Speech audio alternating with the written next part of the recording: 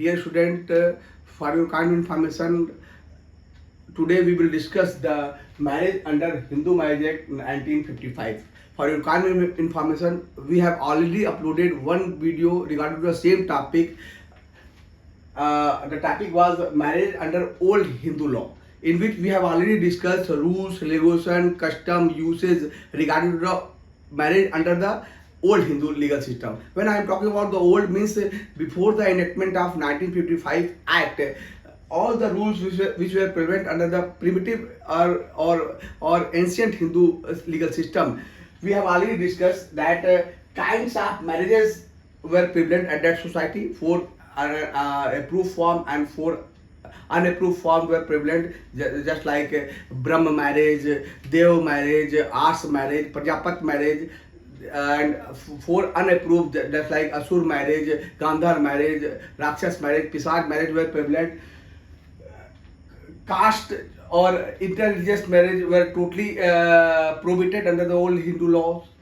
गोत्र और सपिन में आपस में शादियां नहीं हो सकती थी, गोत्र में भी शादी नहीं हो सकती थी, वर्ण व्यवस्था लागू थी, एक वर्ण की शादी जनरली दूसरे वर्ण में होती नहीं हो पाती थी। अनुलोम और विलोम यानी कि लड़का अपर कास्ट का लड़की लोअर कास्ट की, प्रतिलोम मैरिज में लड़की अपर कास्ट का लड़का लोअर कास्ट का, इन सारी मैरिजेस को जो है टोटली प्रोहिबिटेड किया गया था। फिजिकल और मेंटल इनकैपेसिटी कोई बार नहीं थी, मैरिज कंटिन्यू करता था। गार्जियनशिप की सहमति होती थी, अगर लड़की की उम्र जो है अंडर एज मैरिज थी तो गार्जियनशिप की सहमति की आवश्यकता होती थी। सेरेमनीज में भी पाणिग्रह, विवाह होम, सतपति का रिवाज था उस वक्त।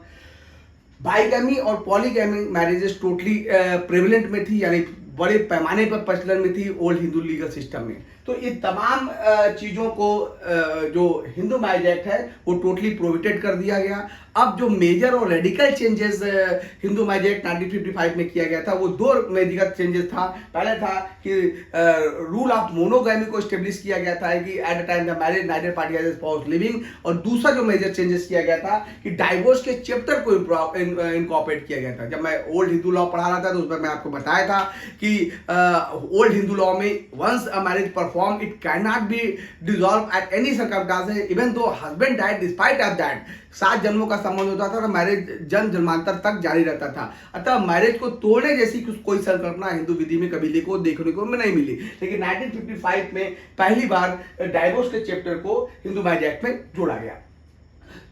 दूसरा जो चेंजेस किया गया था वो था कि रजिस्ट्रेशन, यानी वॉलंटरी रजिस्टर, अगर पार्टी चाहे तो अपने विवाह का वॉलंटरी रजिस्ट्रेशन करा सकते हैं।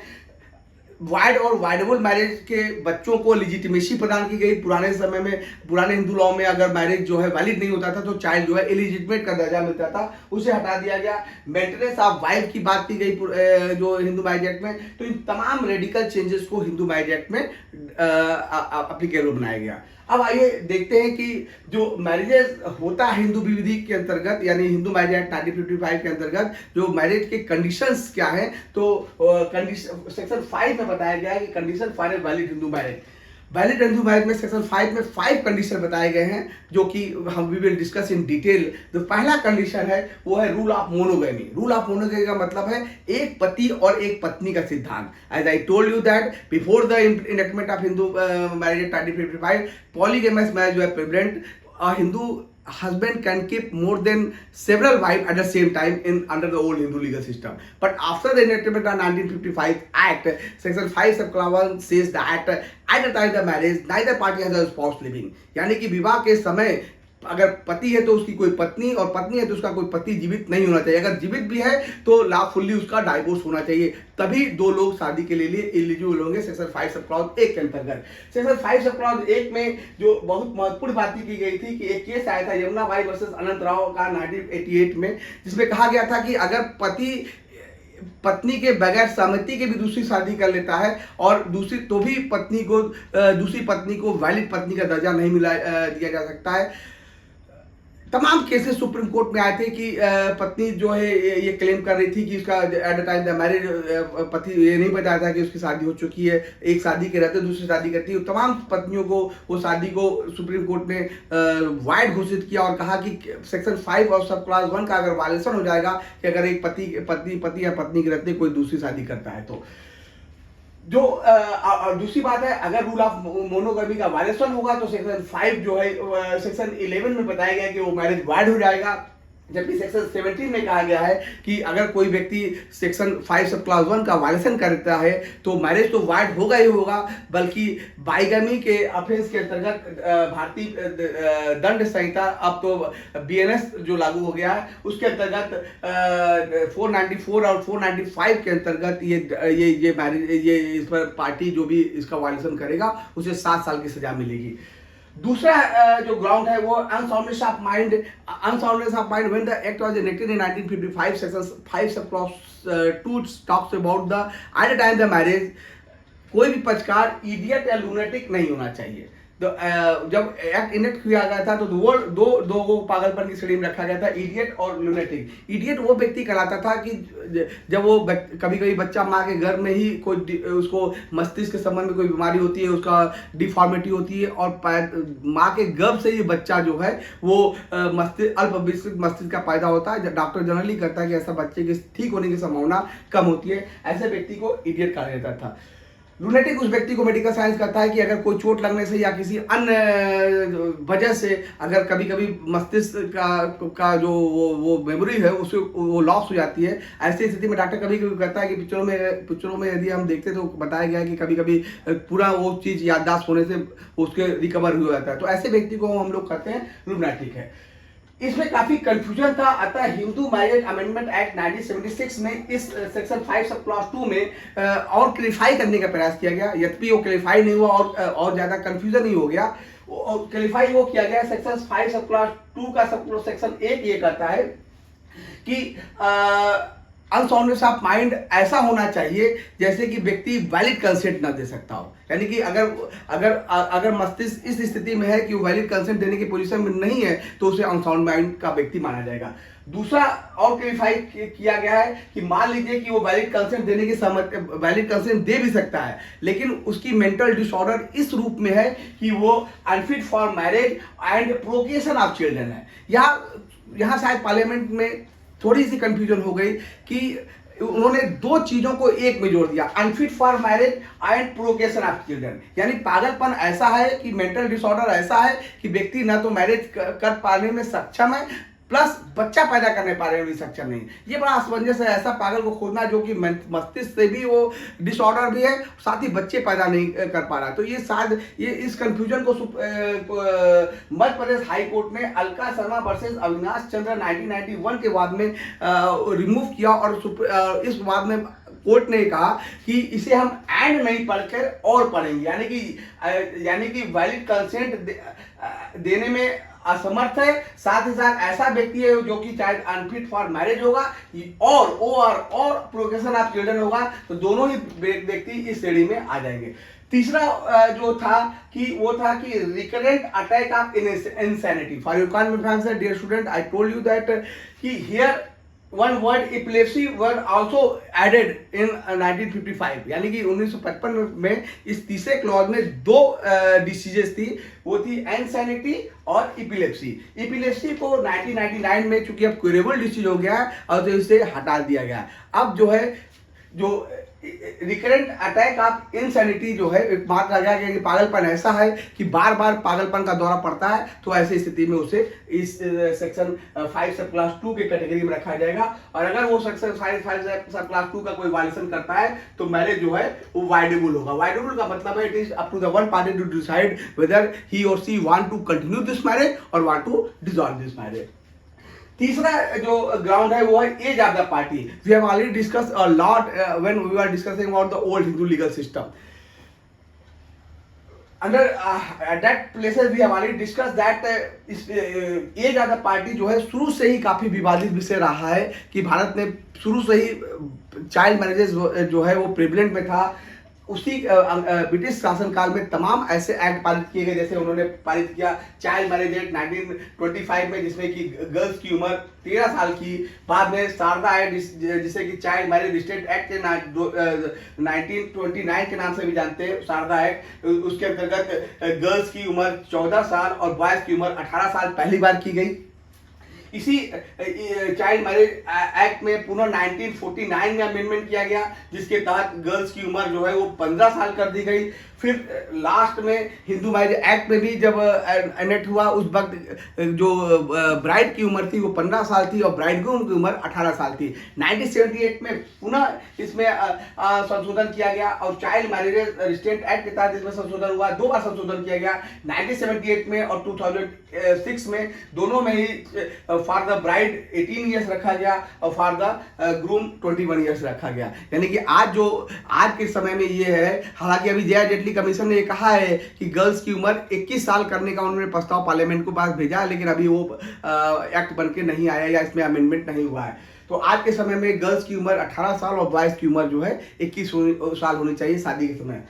ये इस समय में एक कुछ इंटरेस्टिंग फैक्ट ये भी है कि ये जो चाइल्ड हिंदू मैरिज एक्ट 1955 का जो 5 सब क्लॉज 3 जो ये कहता है कि at the time the marriage bride must be completed the age of 18 years, bridegroom must be completed the age of 21 year, ये मिनिमम एज रिक्वायरमेंट है, मैक्सिमम एज नहीं है। क्या 90 साल का लड़का 18 साल की लड़की से शादी करता है तो मैरिज वैलिड होगा अंडर दिस एक्ट।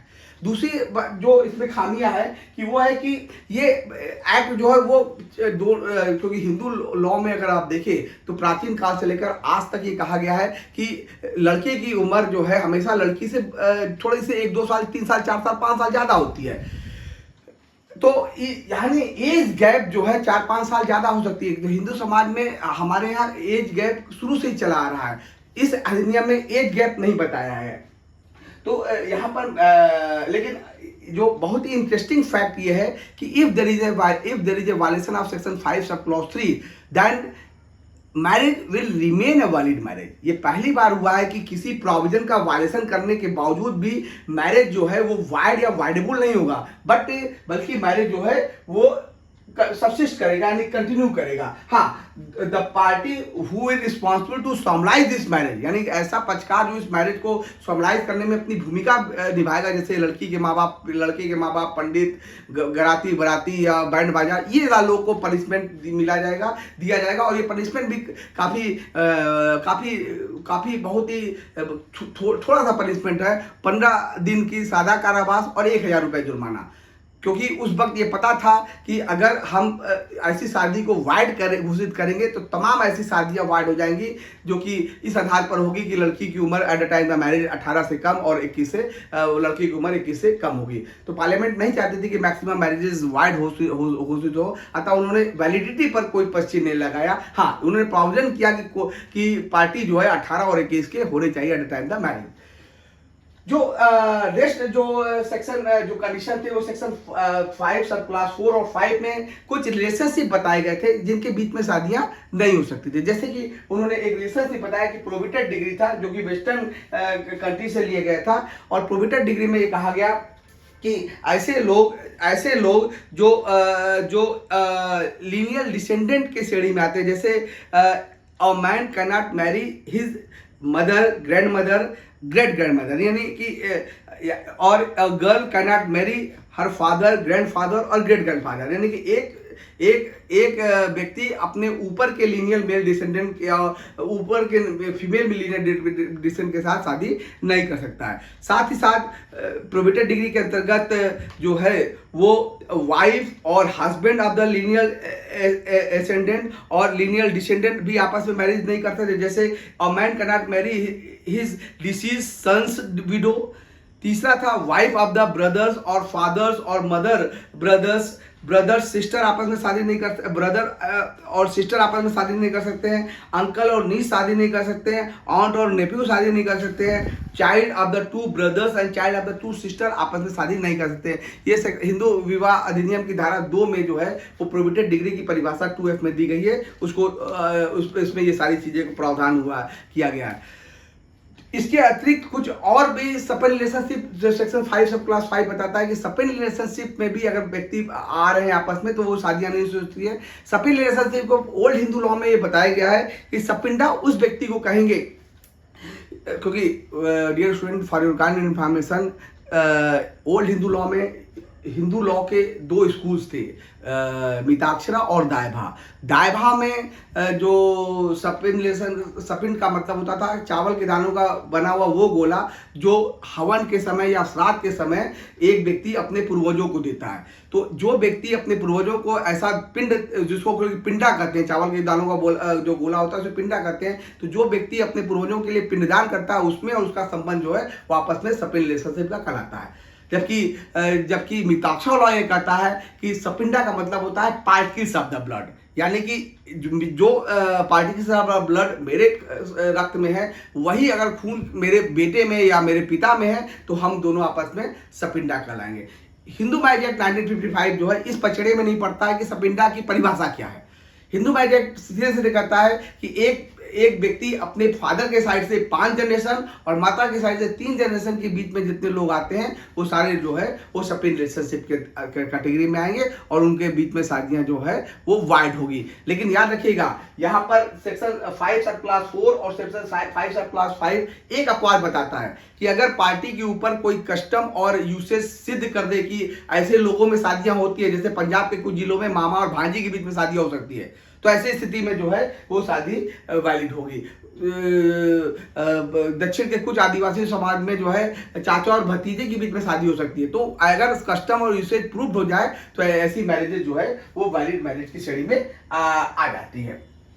तो ये पूरा का 5 कंडीशन हिंदू मैरिज एक्ट बताया गया है, यानी कि अब इन 5 कंडीशन को, यानी कि at a time the marriage neither party has spouse living, दूसरा है व्यक्ति साउंड माइंड का होना चाहिए, तीसरा है एज ब्राइड के लिए 18 और ग्रूम के लिए 21 होनी चाहिए और दोनों आपस में सपिन रिलेशनशिप में नहीं आ रहे हैं और प्रोविडेंट डिग्री में नहीं आ रहे हैं। अगर 2 लोग ये सारी क्वालिफिकेशन पूरी कर ले रहे हैं तो ये दोनों आपस में शादी करने के लिए स्वतंत्र है। अब सेक्शन हिंदू मैरिज एक्ट की धारा 7 ये बताती है कि कौन सी सेरेमनीज होनी चाहिए। Now both party are now eligible for the marriage, what they have to perform so that it can say that कि now marriage has been solemnised. तो सेक्शन 7 जो है ceremonies for the valid Hindu marriage बताता है, यानी कि पुराने अगर हिंदू विधि में देखें तो 3 सेरेमनीज को बताई गई थी, पाणिग्रह, विवाह होम, सतपति। जो हिंदू मैरिज एक्ट की धारा 7 ये कहती है कि पहला ये कहती है कि सेरेमनी इज दो सब क्लॉज है इसमें। सेक्शन 7 सब क्लॉज 1 ये कहता है कि सेरेमनीज वो होनी चाहिए कि दोनों पार्टी के ऊपर जो है एप्लीकेबल हो, यानी कि दो लोग शादी करने जा रहे हैं उनके परिवार में अगर कोई सेरेमनीज का विवाह के समय रिवाज है तो सारे सेरेमनीज या कुछ सेरेमनीज का परफॉर्म किया जाना जरूरी है, यानी कि ceremony is an integral part of the marriage. Without the ceremonies no marriage can be perform. सिर्फ एक छत के नीचे रहने मात्र से, पति पत्नी के रहने मात्र से वो विवाह वो मैरिज नहीं कहलाएगा, unless and until it is prove that कि there must be a valid marriage and ceremony has been perform. तो सेक्शन 7 सब क्लॉज 1 ये कहता है कि सेरेमनीज जो है वो जरूर होनी चाहिए विवाह के समय। कौन सी सेरेमनीज होनी चाहिए ये सेक्शन 7 सब क्लॉज 1 नहीं बताता है, सिर्फ ये बताता है कि सेरेमनी होनी चाहिए। इसका जवाब सेक्शन 7 सब क्लॉज 2 में कहा गया है कि अगर ऐसी सेरेमनीज में सब पति का रिवाज है, सब पति का मतलब होता है कि to take 7 step before the sacred fire bride and bridegroom, यानी वर और वधू के द्वारा सेक्रेड फायर के सामने 7 स्टेप यानी 7 फेरे लेना, ये सतपति कहलाता है। याद रखिएगा यहाँ सेक्रेड फायर शब्द का प्रयोग किया गया, सिर्फ फायर नहीं है, यानी कि आप टायर का आग नहीं लगा सकते, लाइटर का आग नहीं लगा सकते, माचिस की तीली को आग लगा नहीं सकते। फायर वो होनी चाहिए जो आम की लकड़ी हो या कोई कपूर हो या और जो विवाह के होम के समय जो चीजें प्रयुक्त होती है उस तरह की अग्नि होनी चाहिए। उसके सामने 7 फेरे, जैसे ही 7वां फेरा लिया जाएगा वैसे ही माना जाएगा कि विवाह संपन्न हो गया है। यानी कि 7 फेरा जो है वो गाइडलाइन है। अगर 6.5 है, 5 है, 4 है, 6.25 है तो वो विवाह कंप्लीट नहीं होगा। इस संबंध में 2 केस बहुत इंपॉर्टेंट है। पहला केस फांकड़ी वर्सेस जम्मू एंड कश्मीर राज्य का वाद था, जिसमें कि जस्टिस फजल अली ने कहा था कि सेरेमनीज वो होनी चाहिए जो पार्टी के जो प्रथाओं में जो पार्टी शादी करने चाह रहे हैं उनके घर में जो प्रथा है विवाह के समय वो प्रथा होनी चाहिए। उसके इतर अगर कोई प्रथा होगी तो वो प्रथा जो है उसके इतर अगर कोई सेरेमनीज होगी तो वो सेरेमनी से विवाह जो है कंप्लीट नहीं माना जाएगा। दूसरा जो बहुत ही लीडिंग केस था वो था Bhaurao Shankar Lokhande versus state of Maharashtra 1965, जिसमें कि ये कहा गया था कि शादी तो हुई थी लेकिन सेरेमनीज परफॉर्म नहीं हुई थी।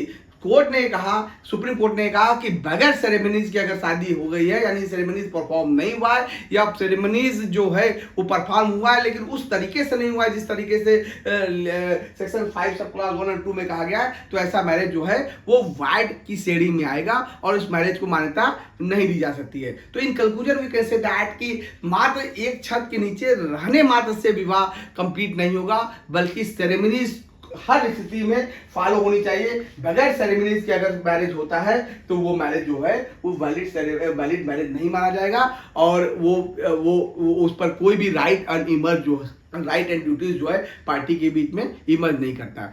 तो in conclusion we can say that कि under the old Hindu legal system as well as the under the Hindu marriage act जो बदलाव हुआ है वो काफ़ी रेडिकल बदलाव हुआ है। यानी ओल्ड हिंदू लॉ में जो शादियाँ होती थी और जो हिंदू मैरिज एक्ट में जो शादियाँ होती हैं वो काफ़ी हद तक एक नया परिवर्तन आया है। शादी के कंडीशन को लेकर काफ़ी परिवर्तन आया है।